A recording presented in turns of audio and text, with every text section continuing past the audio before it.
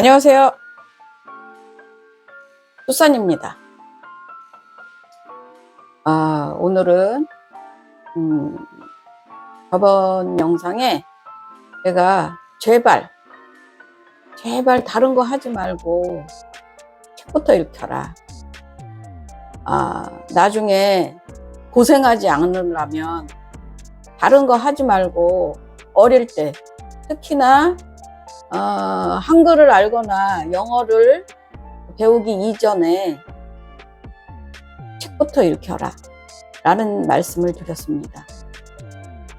100번 1000번이고 제가 생각한 가장 쉽고 그리고 나중에 후회하지 않고 가장 효과적인 공부 방법, 공부시키기 위한 아주 기초적인 초석인 방법은 책 읽기라고 저는 생각을 하거든요.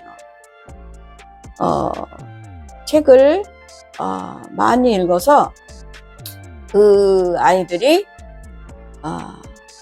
공부를 하고자 하는 마음을 중학교나 고등학교 때 마음을 먹으면 다른 것보다는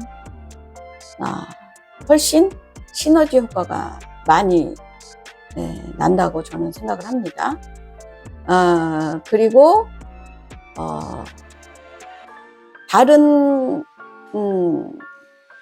과목들, 수학이나 과학 그런 것들은 선행이라고 하죠. 책 읽기가 또 책을 읽어주는 것이 제가 생각하는 가장 효과적인 선행이라고 저는 생각을 하거든요. 그렇기 때문에 어릴 때부터 책 읽기를 정말 우선적으로 생각을 해야 하고, 또 책 읽기를 다른 것보다는 쉽게 접근할 수 있거든요. 그러니까 저는 무엇보다 다른 거 어렵게 생각하지 마시고 책 읽기부터 우선 시작을 해 주시고, 그 다음에 자연스럽게 학습으로 넘어갈 수 있는 가장 첫 번째 첫걸음이 제가 생각하기에는 책을 읽어주는 행위 또는 책 읽어주기라고 생각을 한다고 저번 영상에 말씀드렸어요. 오늘은 다른 어떤 문제들보다 저는 제가 아이들을 기르면서 아주 심각하게 생각한 것 중에 하나가 텔레비전이나 또는 대중매체에서 일반 아이들을 기르거나 하는 부모들한테 좋지 않은 것을 유행처럼 남발하는 거에 제가 아니라고 생각하는 부분이 많거든요. 그거에 첫 번째로 공부하는데 대중매체나 또는 텔레비전 이런 데서 많이 언급하는 것 중에 하나가 스트레스라는 단어하고 흥미라는 단어입니다. 아이들을 기를 때 그런 얘기들을 많이 하죠. 스트레스 받지 않게 공부해야 한다. 그리고 우리 애는 수학에 흥미가 없어요. 우리 애는요 책 읽기에 흥미가 없어요 라고들 주로 말씀을 하시는데, 저는 적어도 다른 취미생활 내지는 다른 작업을 하는 거를 말씀드리고 싶은 게 아니라, 공부라는 항목을 시키기 위해서는 또 지금 당장이 아니라 18년, 19년, 20년 후에 있을 수능을 어느 정도라도 제대로 보게 하기 위해서는 글쎄요, 스트레스나 흥미를 그런 것에 붙여야 하는지, 그 단어를 붙여야 하는지 라는 생각을 되게 많이 합니다. 어려서부터 아이들을 기르는 엄마나 또는 아이들을 기르는 다른 양육자들이 우리 애를 스트레스 받게 하지 마세요 라는 말을 굉장히 많이 쓰거든요. 그런데 제가 아이들을 길러보고 주위에 있는 애들을 보면요, 어릴 때부터 작은 스트레스를 어떻게 스스로 극복해내고 스트레스를 관리하느냐, 그게 나중에 더 큰 스트레스를 받지 않는 어떤 방법이라고 저는 생각을 합니다. 한글을 익히거나, 아니 조금 더 어릴 때를 생각해서 걸음마에 스트레스를 받아서 우리 애는 걸음마를 하지 않게 할래요 라는 말이 성립이 안 되듯이요, 또 우리 애가 한글 읽고 쓰는 거 또는 한글을 배우는 거에 스트레스를 받아요 한다고 한글을 안 시킬 것도 아니잖아요. 그런 것처럼 요즘 소위 말하는 교육학자 또는 아동학자 또는 어떤 전문가들이 언제부턴가 스트레스라는 단어로 아이들의 공부하는 데 맞지 않은 단어를 사용하시는 것 같아요. 공부라는 거에 흥미를 갖는 아이들은 저는 없다고 생각을 합니다. 공부는 흥미를 가져서 하는 항목이 아니거든요. 대신 그 공부하는 거에 어떻게 하면 조금 더 조금 쉽게 접근할 수 있는지, 또는 그 스트레스를 나 스스로 어떻게 하면 극복해낼 수 있고 현명하게 공부의 스트레스를 풀어나가는지를 스스로 그 작은 스트레스를 없애가면서 배우는 게 저는 공부라고 생각을 합니다. 제 아는 엄마가 그 엄마 아들이 한 초등학교 3학년쯤에 저한테 이런 얘기를 했어요. 자기 애가 영어 학원을 다니는데 너무 스트레스를 받아서 영어를 관둬야 될 것 같아 라는 말을 하더라고요. 근데 제가 뭐라고 그랬냐면, 수능에 영어라는 과목이 없다면야 당장 그만둬도 상관이 없겠죠. 그렇지만 수능이라는 거에 영어가 포함되어 있는 이상 영어를 하다가 그만두면 그때까지 했던 영어 단어랄지 영어 공부가 그만두는 그 순간부터 퇴행을 하거든요. 그러면 언젠가는 다시 영어 공부를 시작하는 그 순간에 다시 까먹었던 것부터 다시 시작해야 하니까 저의 조언은 그거보다는 조금 덜한 조금 스텝이 느린 영어 학원이나 또는 학습지를 선택을 해서 그거를 조금씩이라도 앞으로 걸어 나갈 수 있게 하는 게 저는 현명한 방법이다라고 제 아는 엄마한테 조언을 했습니다.